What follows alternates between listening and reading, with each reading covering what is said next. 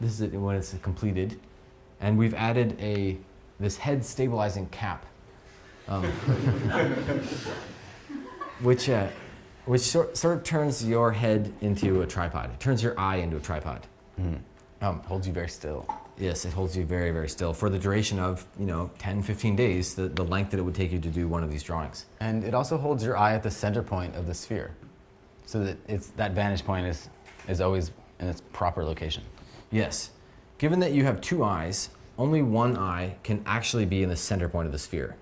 So with this head cap, we've selected the left eye. The right eye floats off center, and there's a quite precisely calibrated rigging. This is a Lazy Susan on the top that pivots side to side, so you can rotate your head from right to left during the duration of the drawing.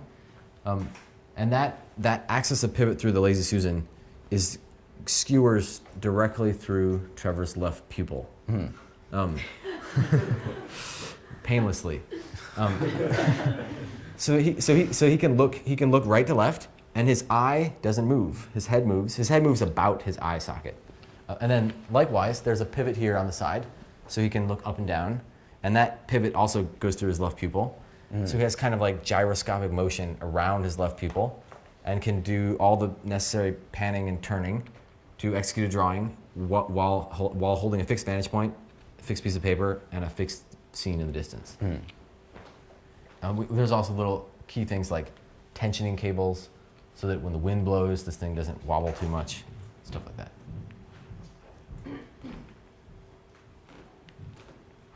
No. Okay, here's the easel in action. Yes. And you'll see that this is about a third of the way through the drawing. All these strips have already been drawn and cut away, and this is probably the fourth or fifth strip that's being rendered.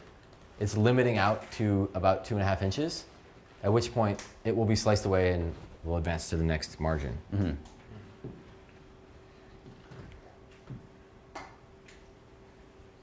I think he was working on this strip in that last image. So back when we did this rendering, we decided as a rule of thumb that we wouldn't draw anything that moved.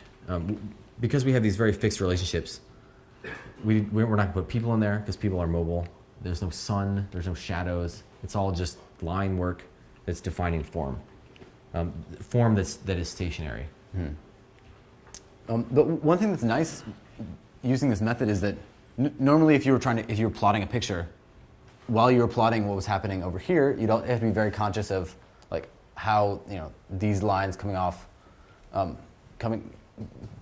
this banister like progressed, or maybe this increment shrunk in size as it went over here, and like these lines are kind of integrally related, these lines, and you have to have it all plotted and figured out ahead of time. But with this method, you just trace everything in the first column, slice it away, trace everything in the second column, slice it away, and work across, and without really thinking about it at all, everything connects. The space all remains very coherent. And then when you tape it back together, you get a recreation of the scene. This has two people in it, which are right here. Might be a little hard to see. And that's the two of us with our easel, standing there reflected. Because if we're stationary. This is another drawing, sort of illustrating the idea of one-point perspective. I mean, of course, there's more than one point, but this idea that things shrink towards a vanishing point on the horizon line, which many of you may have learned in art classes in high school or college. And so we have, seemingly one point which everything kind of pinches down into, and the rate at which the buildings seem to shrink, and all those decisions are given to us for free, as Trevor said earlier.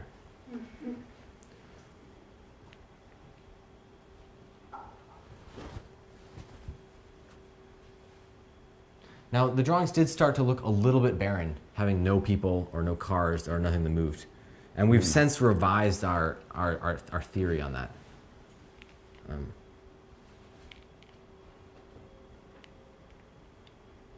I think we did, yeah. Oh wait, did I skip? Yeah. Okay, so here's, I think this is the first drawing that we really decided to put people in. It is. We're rendering in the Field Museum in Chicago, and it just seemed to have a vacant museum wasn't truthful to the experience of being in the museum. So starting, I think these might have been the first people, but we basically decided that if specific people wanted to be in the drawing, they could go down there and pose and hold still for whatever amount of time it took to sketch them in, and in that way we could fill the space. I mean, they wouldn't all have to pose at the same time. These people could stand for maybe 7 minutes, and then this guy could stand for 7 minutes, and then so on throughout the drawing process. The other kind of cool thing that came out of this image by putting people in there is we were able to make real portraits of real people that had something to do with our involvement and why we were there in the first place. So, for example, this guy over here in the corner, that's Lawrence Weschler, and he invited us to Chicago to do this project in the first place. He, at a dinner, introduced us to this guy, who's the president of the Field Museum, who, on a kind of a whim, just gave us permission to do a show there and do a drawing there, which the exhibition staff was not that thrilled about, because it wasn't like in the plan or anything. He just kind of said, "Hey, let's do this." And in addition to the million and one other things you're doing, make this happen too. Yes. So, President called up this guy, Todd, who's the head of exhibitions, who was very grumpy. Well, the first time he had to come down, and meet with us, we went over. We sat here at the cafeteria, and had a little meeting. I think we were actually over here, but we had a meeting, and he was just not thrilled at all that the president was like sticking this on his plate with no notice. But once, months later, when the whole thing was said and done, and he was included in the drawing, which is now displayed in the museum, I think he was happy about it. He's our friend now. He's on my GChat. So, and there's other stories. I won't go on and forever, but everyone has something to do with it. Like this guy, Matt Maddock, wrote the museum texts for the show, and this guy's taking a photo of us. He did the graphic design for the labels, and this was a school group, like a little Catholic school group, that came through. So you can see we're up here standing on the balcony. It took 21 days to draw this, and this school group came through on their way to the Pirates exhibition, which was happening over here. And that was the reason they'd taken their field trip, was for Pirates. So they went through and they saw what we were doing, and then they had to go along, and they saw Pirates, and they came back on the way through. And many of them were like, "Oh, this is so much cooler than Pirates. Like, yeah, this is really exciting." Yeah. And at that point, we were about to draw this floor section, and it was completely blank, and we had a need to fill it up. So I said to the school group, "If you'd like to be included in the drawing, you can." And the chaperones said, "We have like 15 minutes to get to the buses, but if this is fast, we can do it." So I said, "Okay," and I brought the whole group down, about maybe 15 or so people, and I had them hold they all had like these yellow slips for some reason. So I had them hold their yellow slips where they were visible, so that Trevor would know who to draw and who not to draw.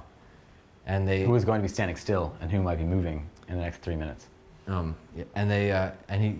So the school group got included, and I think that was exciting for them. One girl, it's a little blurry, but one girl who was kind of like the ringleader, she was really gung ho about doing this. She must have seen the Last Supper painting, because when she went to pose, she was like, like holding her yellow permission slip. Like.